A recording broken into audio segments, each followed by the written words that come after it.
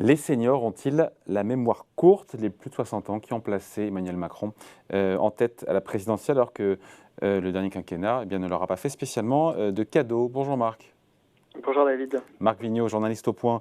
C'est vrai que c'est un paradoxe, hein, d'où cette question que vous avez posée au Point. Les seniors sont-ils maso?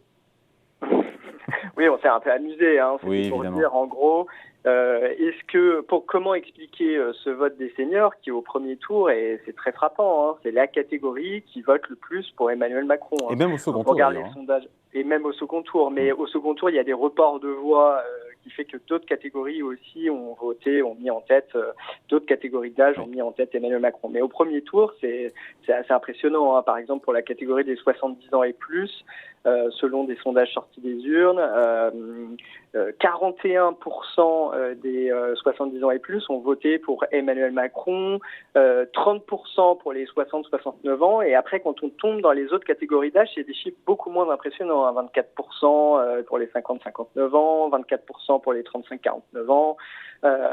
Donc on voit qu'il y a une différence très très forte en fonction des classes d'âge sur le vote Emmanuel Macron. Et c'est vrai que c'est quelque part un paradoxe, puisque quand on regarde... Il les a mis beaucoup à contribution, et on s'en souvient, c'est tout l'épisode sur la CSG, cette hausse de CSG qui a été, pour le coup, il y a eu un petit retour en arrière après, pour les pensions, je crois, jusqu'à inférieur à 2 000 €, il avait rétropédalé, non, le président? Alors oui, il y a eu plusieurs mesures. Il n'y a pas eu que la hausse de la CSG, hein, mais le programme d'Emmanuel Macron en 2017, c'était de dire, il y avait une des mesures phares, c'était de baisser les cotisations pour les actifs et d'augmenter la CSG en échange afin d'augmenter les salaires nets sur la feuille de paie. Hein. Je vous rappelle que si vous êtes salarié, vous avez toujours une petite ligne sur votre feuille de paie où il y a marqué dont mesure baisse des cotisations, et ça vous donne un petit peu de combien votre salaire a augmenté grâce à cette mesure. Bien, eux, les retraités, eux, ils ont subi uniquement la baisse de la CSG. Donc, eux, ils ont perdu en pension. Donc, c'était prendre aux retraités pour donner aux actifs. Donc ça, c'était une première mesure assez forte de début de quinquennat et symbolique. Mais sur tout le quinquennat, les études qui ont essayé de calculer les effets de la politique fiscale et sociale d'Emmanuel Macron montrent que finalement, ceux qui ont le plus gagné à cette politique fiscale et sociale, qui ont une augmentation de leur niveau de vie, ce sont essentiellement les actifs qui ont une augmentation de leur niveau de vie en moyenne. Tout en bas de la distribution, hein, c'est-à-dire des plus pauvres aux plus aisés, même s'il y a eu une forte augmentation pour les plus aisés grâce à la fiscalité à cause ou grâce de la fiscalité de la baisse de la fiscalité du capital. Mais eux, les retraités, en revanche, eux, ils ont eu un petit gain au final, au bout de 4 ans, grâce à la baisse de la taxe d'habitation, mais un gain beaucoup moins important, parce que justement il y a eu des mesures constantes, assez généralisées, de gel des pensions qui n'ont pas forcément été indexées sur l'inflation, même si après le mouvement des Gilets jaunes, Emmanuel Macron a commencé à revenir en arrière, notamment pour les petites retraites, les retraites qui étaient inférieures à 1 200 €, puis après 2 000 €. Donc il s'est rendu compte, et lui-même l'a avoué publiquement, que l'effort demandé avait été trop important. Et donc il l'a atténué en fin de mandat, mais c'est vrai qu'il n'en reste pas moins que les retraités ont été quand même pas mal mis à contribution. Alors pourquoi la question, c'est pourquoi est-ce que cet électorat, Marc, lui a été fidèle? C'est ça le sujet. Est-ce qu'on a la clé? Alors, les sondeurs que j'ai interrogés expliquent que, évidemment, comme n'importe quelle classe d'âge, les retraités ne votent pas forcément avec leur portefeuille, et puis peut-être aussi que certains retraités avaient finalement, vous savez qu'en France, on est une exception en Europe, hein, le niveau de vie des retraités, en général, est supérieur proportionnellement au niveau de vie de l'ensemble de la population. Parce que d'abord, quand on est retraité, on a un revenu garanti, c'est celui de sa retraite, alors que quand on est actif, on peut être au chômage, on peut être au RSA, etc. Et puis quand on est retraité, on a moins d'enfants à charge.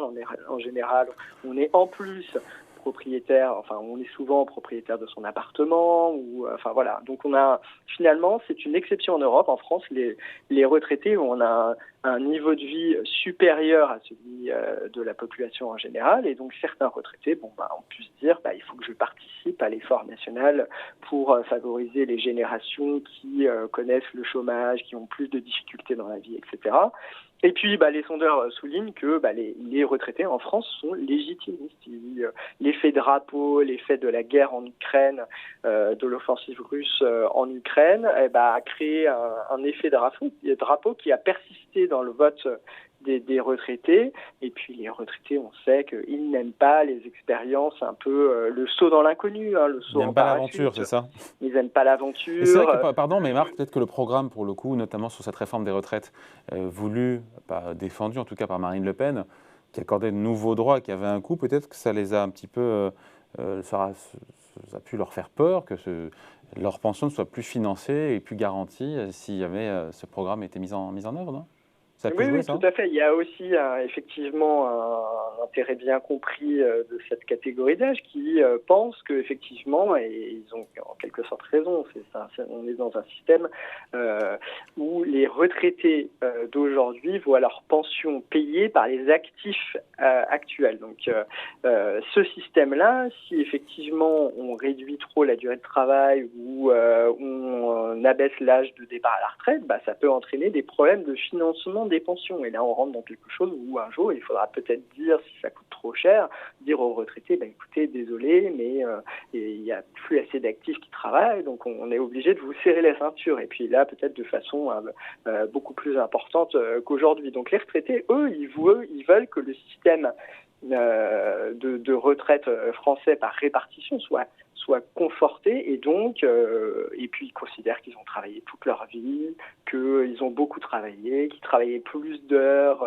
que les générations actuelles, et ils trouvent ça normal finalement que on allonge la durée de la vie au travail, d'autant que il y a plus de retraités à entretenir, si j'ose dire, si je peux employer cette expression, qu'à une époque où il y avait moins de seniors, et donc ils sont favorables à toutes les politiques conforte le système par répartition. Et donc de ce point de vue-là, Emmanuel Macron proposait dans son programme de retarder l'âge légal de départ à la retraite jusqu'à 65 ans. Donc voilà, tous ces effets cumulés peuvent expliquer. Et puis il a envoyé des signaux, pardon, je vous coupe, mais il a envoyé des signaux, Emmanuel Macron, notamment en fin de campagne, au-delà du report de l'âge légal, pour pérenniser le système, il a envoyé des signaux clairs aussi en faveur des retraités pour avoir leur faveur, notamment la réindexation des pensions sur l'inflation dès cet été.